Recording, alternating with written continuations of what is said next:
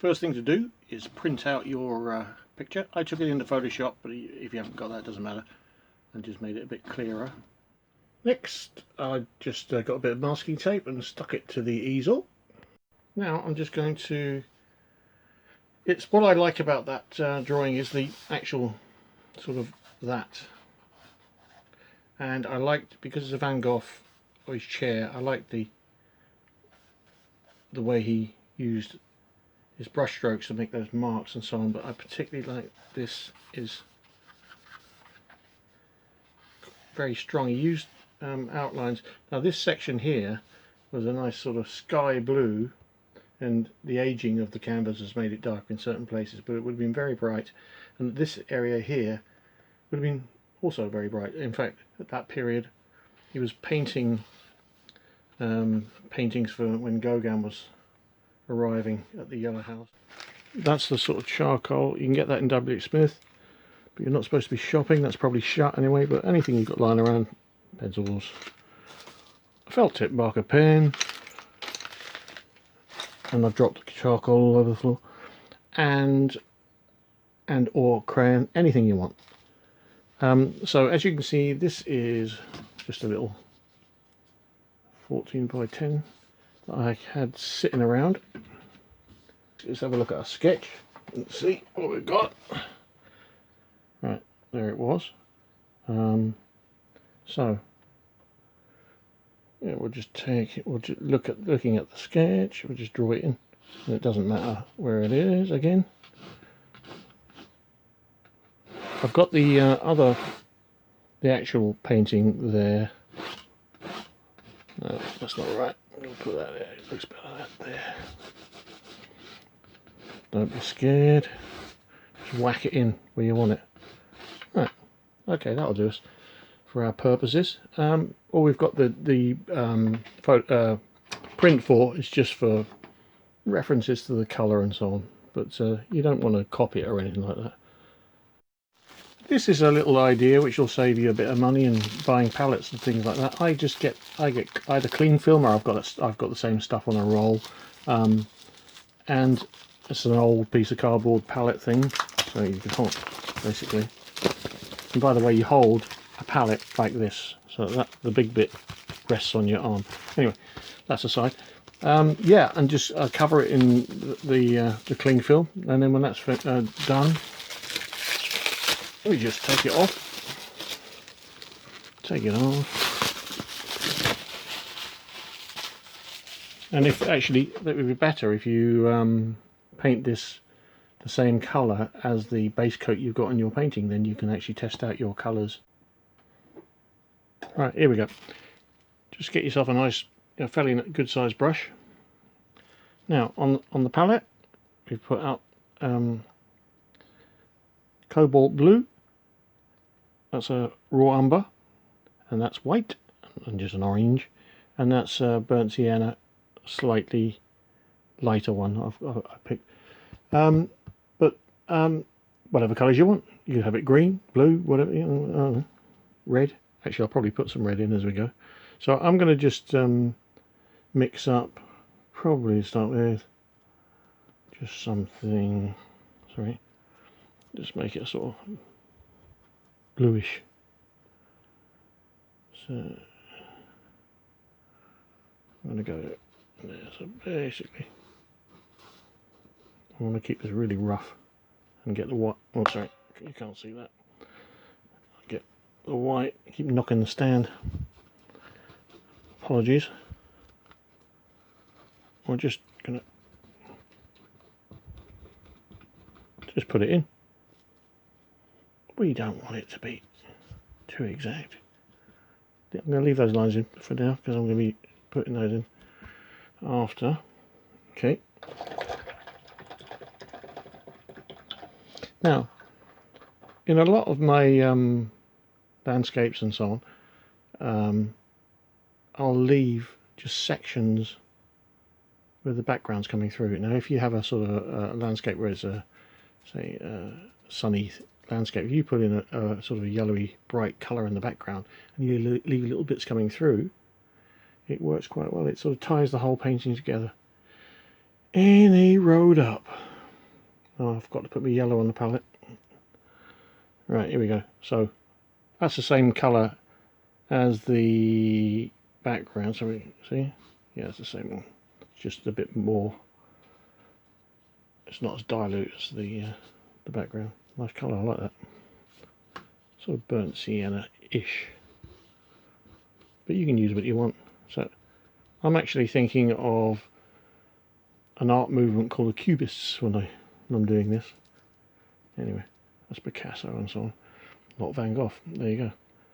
Now I use the brown, and actually if I add a little bit of blue to the brown, it darkens it slightly. See? So you can take that down. So we'll just pop that in, and we'll give a bit of shadish, bit of slim shady to it. There. This would be just like a little abstract thing you could have sitting on your wall, just for a bit of fun.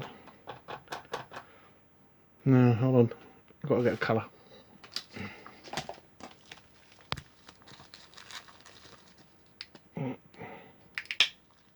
This is just straightforward, bog standard acrylic. This is cadmium yellow. Any yellow will do, yellow ochre.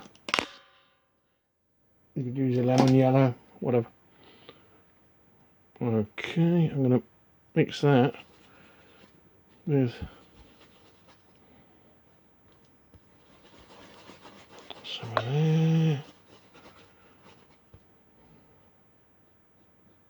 That's what I'll do with that. Just to give it some.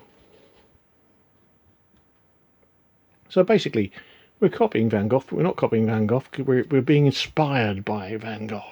They are inspired.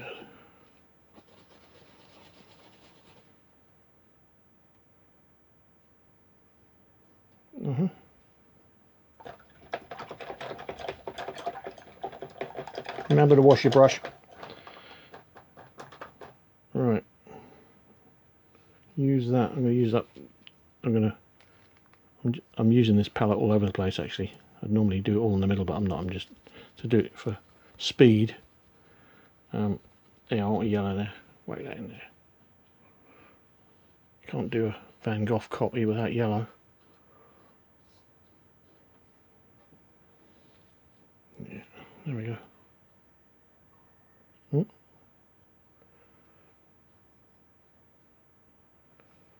Okay. Don't be afraid of it. We'll just, if you're going to copy me, whack it on there. Okay, lovely jubbly. Now, decisions. This bottom panel, what are we going to do with it? Now, in the painting, this part was sort of blue. I think I'm going to go the burnt umber route. So we're going to take it down. So I'm going to leave the background as the actual colour, and then I'm going to use cobalt blue.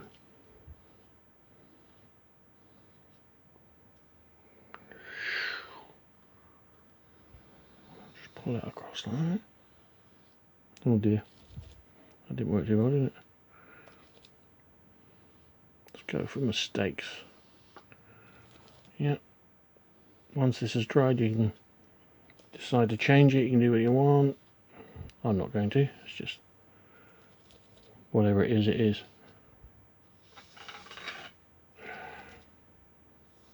Boom. Right. Show you how quickly you can put them all together. Did a bunch of painting like these, you could have a right collection, couldn't you? Now, let's get some black. Yeah, when I went to art college, studying fine art. They told us, because it was quite sort of strict on certain things. Never use black, you know, or the Impressionists didn't use black, so don't use black, you know, a lot of rubbish. Whack it in. Degas used black all the time. And so did my favourite artist, Manet. There we go. Lovely. Right.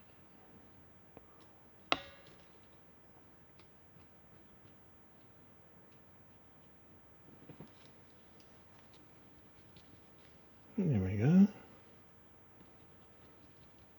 Lovely.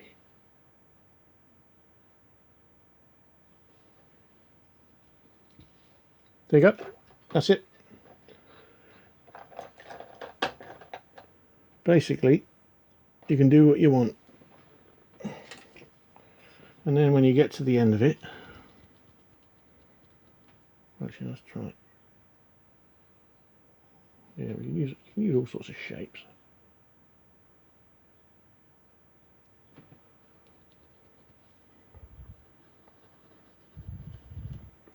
Sign it. Lovely. So if you've used one of the other pictures and so on, you decide to do a crayon crayon drawing, or a painting, or I don't know, 3D design, or whatever, send them to me. I'll take a look and we'll discuss them. It would be interesting to see them. The next tutorial will be proper painting, as they say.